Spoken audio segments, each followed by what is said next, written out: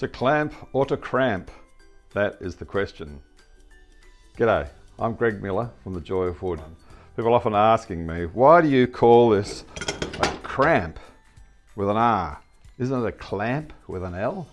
Well, I'd say, well, no. It all depends where you grow up. Well, it's all about language really, and the way language changes along the way. I explored this. I went down a bit of a rabbit hole, so I thought I'd have a bit of a fun and talk a bit about it. To me, that is a sash cramp. Let's have a look why. So by going back into a range of old sources, let's see what's said in there. So here we go. We've got a couple of good ones here. This is a reprint of Joseph Moxon's Mechanic Exercises, or the Doctrine of Handiworks, 1703. Now, when Moxon produced this, mechanics were tradespeople of any type. It covers lots of different trades, but also has stuff in there about joinery. Now, when you go looking for clamps and cramps, he mostly uses holdfasts, but a clamp, in Moxon's term, the way he defines it, is where you put boards together and you put a groove or sliding dovetail or whatever across the end to hold them together to stop them from warping or casting. We refer to that these days as a breadboard end. What's really interesting is Peter Nicholson, in this one here, the Mechanic's Companion. So that's in 1845 in the US, and he has the same definition as Moxon, that the clamp refers to where you put that board across the end, housed into the ends of the boards when you put them together, making a what we would these days call a breadboard end. That is the only reference to a clamp in here. Very interesting. So let's go on a little bit further. Spons on Carpentry and Joinery. So this is a reprint of a 1910 edition. Now, interestingly, in here he mostly refers to as a clamp, but he does in brackets put or cramp at one stage as well, which is quite fascinating.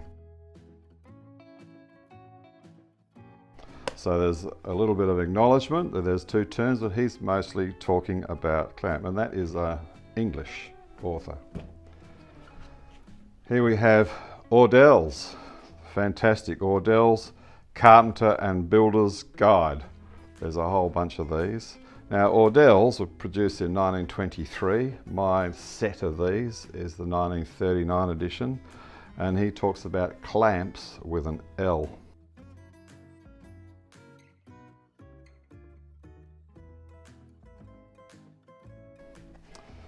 I guess that's because it's American. Now, when we have a bit of a look at some of the Australian books, let's see what we've got there. I love this. Australian Carpenter was produced in 1957 by C.Lloyd, and all the way through he talks about cramps with an R.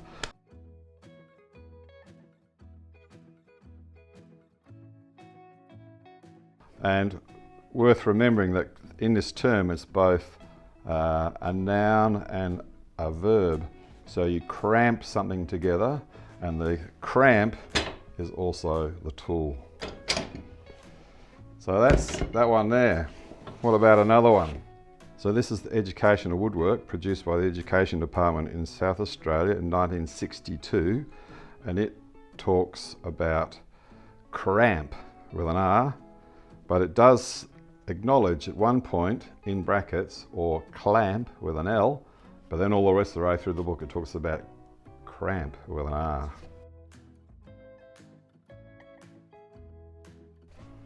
Interesting, isn't it? What about this one? Now, this one here is from 1974. It's another school textbook for people learning woodworking, and of course it talks all the way in here about cramps with an R. Another one. I love this one. No date in it. The Australian Home Carpenter. It was produced in the post-war era. You can tell by reading it, probably in the 1950s, and it uses the term cramp all the way through it.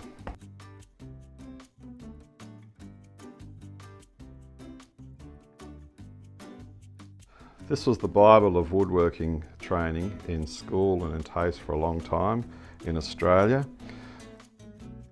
John Walton first produced this in 1947 because felt there was a need in the post-war era for training people.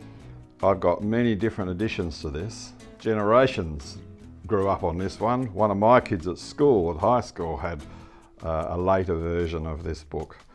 So it's interesting here with Mr. Walton, he uses the term cramp also.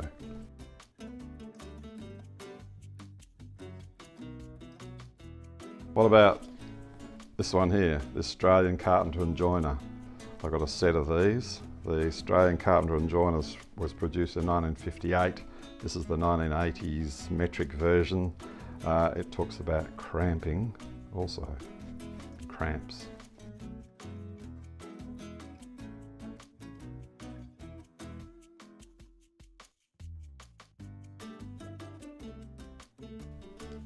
What about this one here? Kelsey, Carpentry, Joinery and Wood Cutting Machinery. So this book was produced in 1954. It's English and it uses the term cramp.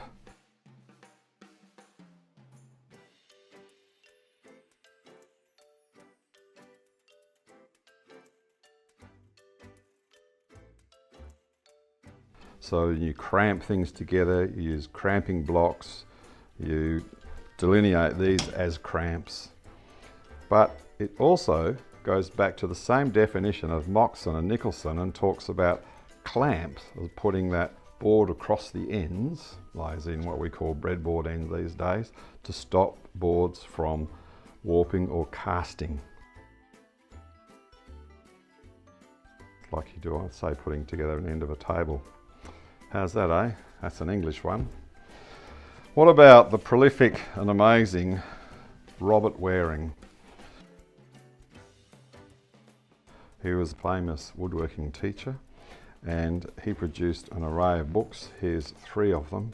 He was English trained and all the way through he talks about cramps and cramping.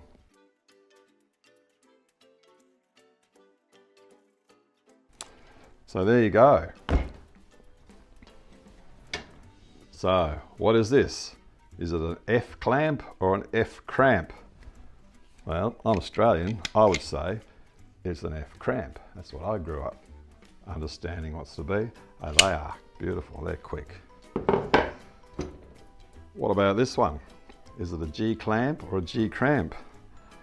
I would say it's a G cramp. Mind you, they take forever. Hey Fred, put the kettle on, will you? This is going to take a while.